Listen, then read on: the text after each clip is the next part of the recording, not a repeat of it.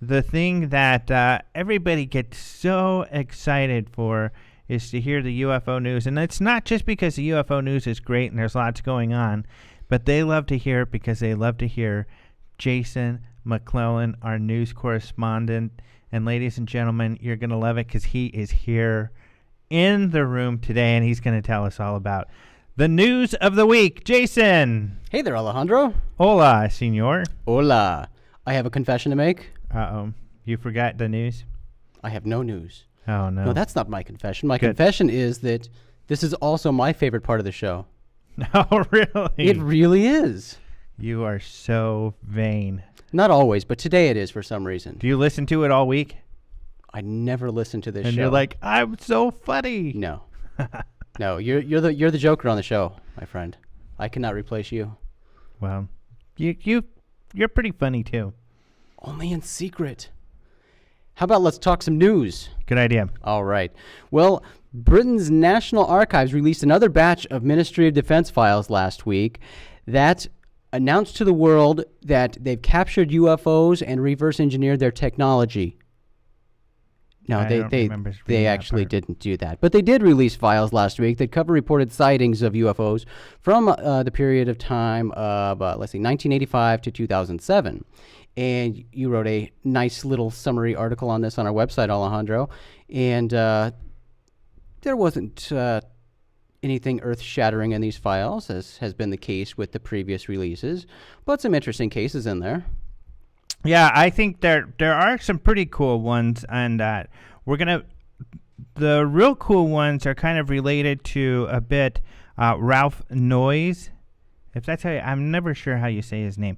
Noyes, Noyes. But anyways, he used to be in the MOD, and he says, for instance, that in one of these real popular sightings, which is documented in these files from some pilots, some jet fighters, that they took some gun camera video or film, and he saw that.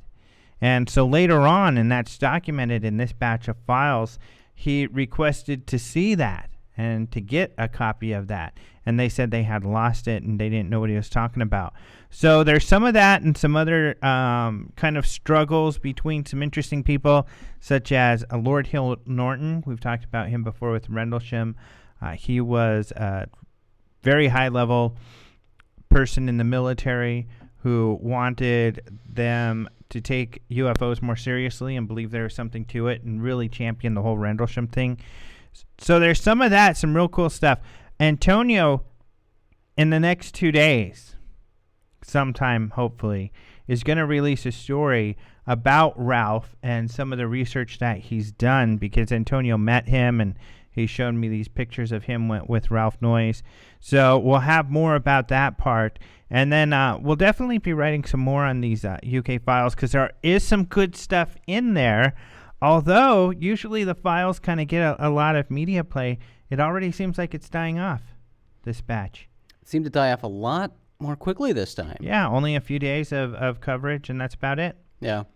Even though they admitted that a couple of these stories were pretty interesting and unsolved. Hey, there was one story about a UFO described as a jellyfish. Mm-hmm. I've heard that before. Yes, that's something I've seen, a jellyfish UFO. Mm-hmm. So that was exciting to me. Space critter. Yep, the critters. Which, of course, the DNA thing, did we talk about that last week, or am I preempting some of your news here? No, we talked about that last week. No, we're talking about it this week. Well, we'll talk more about it coming in a minute. up. Yeah, that's right.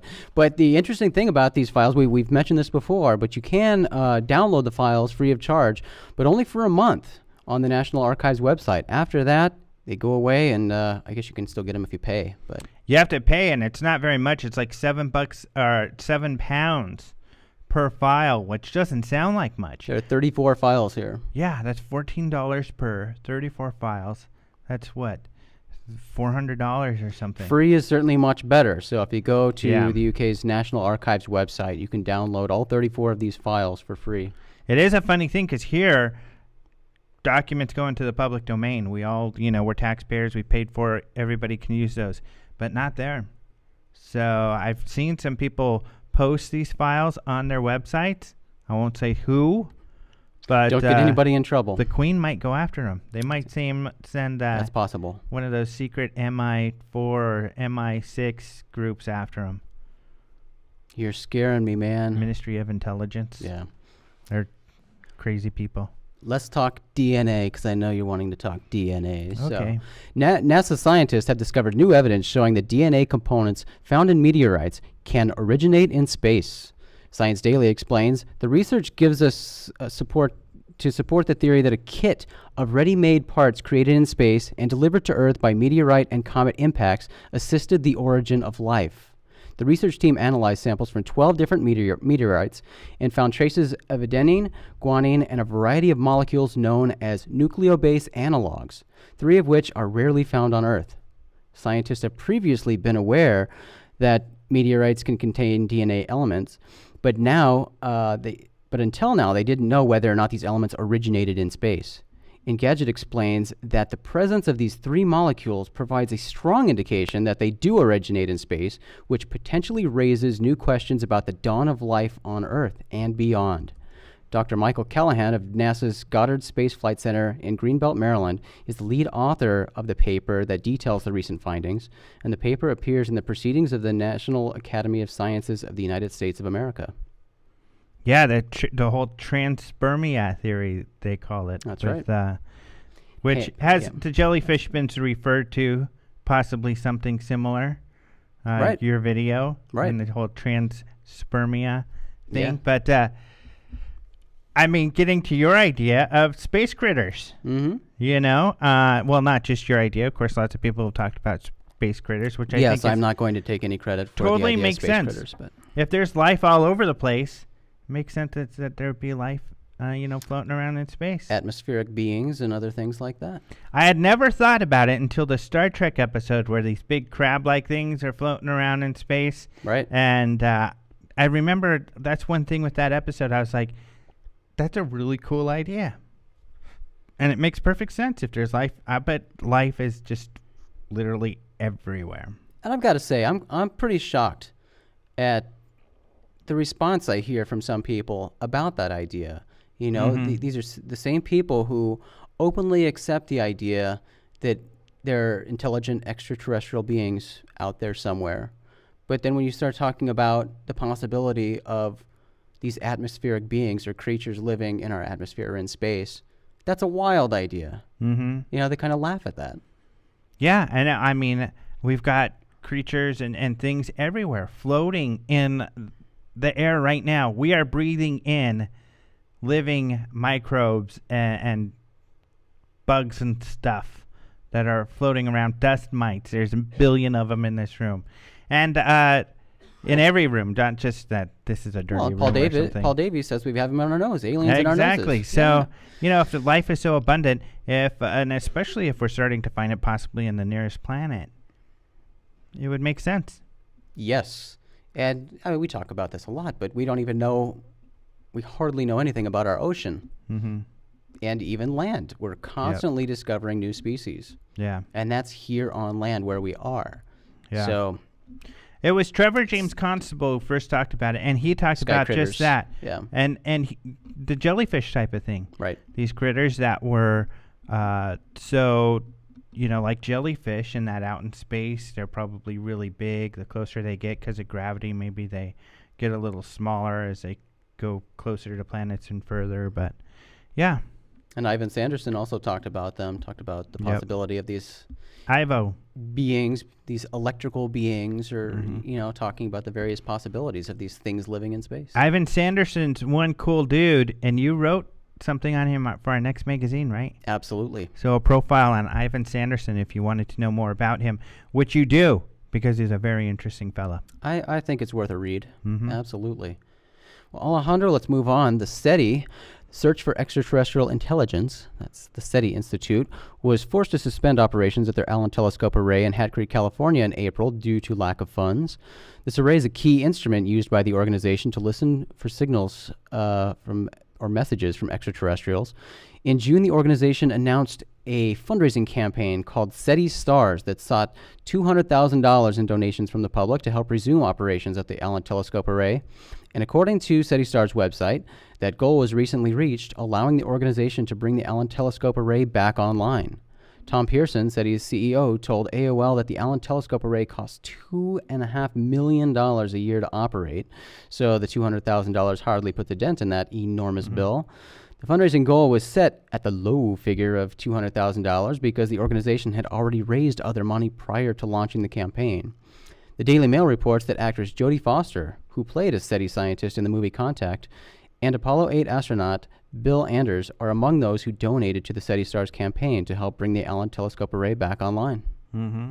Now, if you were one of those people sitting around with tens of thousands of dollars and you were thinking, should I invest in SETI because I do believe in extraterrestrials and civilizations, but further, you believe they're probably visiting us here, give me a call and I will put your money to good use and you will be very proud of that investment that you made. Trust me. So get a hold of us here at Open Minds Radio and we will take this whole thing to the next level. We're already doing that on a daily basis here, but we will even skyrocket this further. If we had the money SETI's getting, boy, we'd be flying around with our buddies in space. Well, perhaps you're already doing it, Alejandro, but I aspire to get to the level You're where doing you it are. right now. You're telling people the news and we're getting it out there.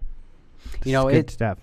It's incredible how much press coverage this has received. Yeah. And it's still making headlines, you know, and obviously the It's lasted longer than the UK story. Exactly. But, you know, again, I think that's because in the public's eyesight, I guess, SETI is what they know for a scientific type search for extraterrestrial life. Yeah. They're the organization that gets the attention. And the reality is there are researchers around the globe doing research and probably more active than the SETI Institute is. You know, we covered the story of the Russians having their astrobiological, well, more than that, their SETI-METI conferences where they're talking about messaging spaces for and receiving messages. And they seem to be far more advanced and open-minded and creative in coming up with ideas to actually make something happen, as opposed to kind of sticking to the same old and using these ancient technologies to contact advanced civilizations. Well, and here we're talking about, you know, sort of a passive method of just listening for something that may or may not be there. And for such a passive method, it's just insane how much money that costs. Yeah. You know, and this is just one telescope array. Yeah.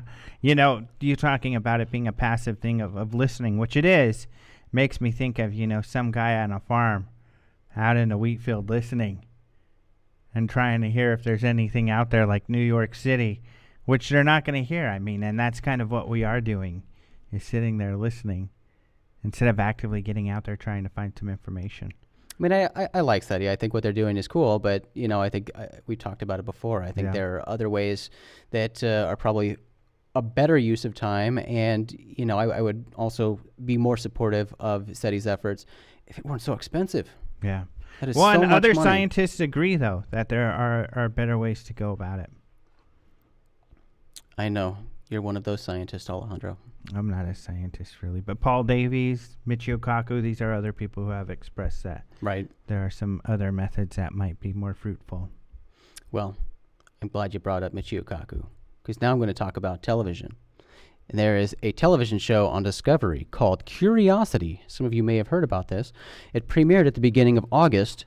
The network describes the show as an adventure of discovery, an expedition to uncover the truths behind life's most challenging questions. And the questions being posed by the show in the second episode is alien invasion. Are we ready? Many recent Hollywood movies and television shows have depicted hostile invading aliens, so it's not surprising to see yet another show exploring the topic of malevolent extraterrestrials. Rhett Allen, an associate professor of physics at Southeastern Louisiana University, recently interviewed Alan Aries, the executive producer for the Curiosity series. In the interview, Aries explained that Alien Invasion episode explores the question of where would they come from? How would they get here? What would their weapons look like? With the hope that the ground, or let's see. And Alejandra, you recently watched this episode because I believe it aired Sunday, right? Yeah, yesterday it did, and I did get to catch it. And the beginning was okay as they talked about astrobiology and all of the galaxies out there and how there is probably life out there. So that was pretty cool because all the scientists agree there's, established that there's probably life out there. And then they were like, well, what if they came to and they weren't nice? What would we have to look out for? And Michio Kaku made a good point because he said, really the animals out there, what are you going to be more afraid of? Development or a hunter? And really it's the development that's more dangerous because they come in and they take all your land and they force you out and everything that lives in that area. And so maybe that's what we'd be more in danger of, kind of like that popular television show, Hitchhiker's Guide to the Galaxy, where they're going to build a highway through here, so they have to take out the planet kind of thing. Otherwise, they had some interesting ideas when they were talking about an invasion. One thing they also all agreed on was that they wouldn't come here for our resources, which makes sense. If they wanted water, they could go to Europa. Lots of water there. If they wanted gold, silver, any other type of resource, there's planets and asteroids that are full of that stuff out there that they can go visit and get. And that contradicts Stephen Hawking's comments from a year ago. Their only guess was maybe they would come here because they want a new planet to live on, and this would be a nice one.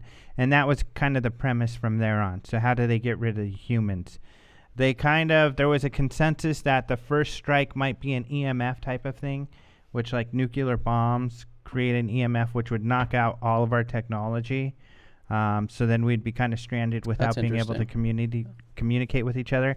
And this is where it started getting silly. And this was funny because they all really, and this was kind of, they even were hesitant to talk about any type of weaponry and stuff like that because they're like, they wouldn't use weapons. They would probably use a virus or something that would kill us all and we'd be gone and that's it. Easy cleanup. But of course, that's too short of a show. They still had a half an hour to fill. So of course, they start to go over these silly scenarios, just like Battle LA, where, we're fighting these robots and stuff. And one guy was even like, well, maybe we could win, Sometimes the little guy wins and we, our warriors and our soldiers, they're bred to fight, so maybe they could win. And so they had scenes with battling these machines and stuff, which is kind of silly. But the conclusion was that, well, they probably wouldn't do any of that. They'd just kind of put us all to sleep. Well, in the interview with with one of the producers of the show, they did specifically say their intention with the show was to both entertain and inform. Mm-hmm. So I guess they had to throw in the entertaining aspect of it. And, it's unfortunate to hear that there was a lot of that because reading about the show, it sounded promising, pulling in experts like Michio Kaku and NASA astrobiologist Lynn Rothschild, they're talking to experts in that scientific setting. I always find that really engaging and fascinating to hear. It's a lot of theorizing, but still that's fascinating to hear the theories that are put forth in that environment. But then when they get the entertainment going, that kind of goes away. Yeah, that portion of the show was great because there were some really neat people there. Michio Kaku is really funny too. This was kind of a convoluted thing, I think. They said if a spaceship were coming here, we would see it. It would look like a meteor or an asteroid or a comet or something. And we see those things and we watch things all the time. And the things that we're watching flying around, we don't know that they're meteors or something, but they're acting as if that. They're following the laws of gravity and physics as we know it. But if one moved, if there's a meteor coming in and all of a sudden it takes a right turn, that's when Michio Kaku said scientists would pee their pants. That's the term we use, which is pretty funny. That's a fantastic Michio Kaku quote. Yeah, that was really funny. Meaning that, of course, then we'd see a demonstration of an intelligent control. But that's kind of silly to assume that we would see something that would show up as this bright light in the sky. I mean, I'm sure with an advanced technology, if they don't want to be seen, they don't have to be. Or if they're using things like gateways or multi-dimensional type of things like people theorize. Well, it's probably good that you didn't absolutely rave about the episode, because this show explores all sorts of different topics. And if you loved it and we told people, make sure to watch this show to see what they talk about next, we'd have a bunch of people going to watch next Sunday's episode. And I believe it's called Why Does Sex Feel Good? Yeah, Why Is Sex Fun? With that Jake Gyllenhaal's sister, I forget her name. What is her name? I can't remember it right now. Oh, well. But, you and I, I've done most of the griping, I think, about this, but this hostile extraterrestrial theme doesn't seem to be going away. It seems to be getting worse, actually. And just today, it was announced that actor Jean-Claude Van Damme has signed on to play a retired military advisor in an upcoming British sci-fi thriller titled UFO. And, of course, Van Damme is known for his roles in action-packed martial arts-heavy movies, and his inclusion in UFO is a solid indicator that this movie will include the same. So he's gonna karate chop an alien or two. I know. Got to stop beating up on the aliens. This is terrible. And I've got one more story for us, Alejandro, and I had to talk about this one because it involves our buddy Steve Murillo out in L.A. But UFO sightings are commonly reported on the 4th of July here in the United States. That's our Independence Day, when we blow up a lot of fireworks and other things because we like to blow stuff up, apparently. And that was certainly the case this past 4th of July in Los Angeles, California, where a strange craft was seen in the sky. The incident was investigated by MUFON, the Mutual UFO Network.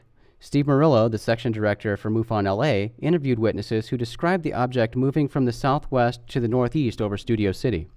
Murillo suggested that the object could have been a remote-controlled toy, but also noted that the object had been seen in Chino Hills, 40 miles from Studio City.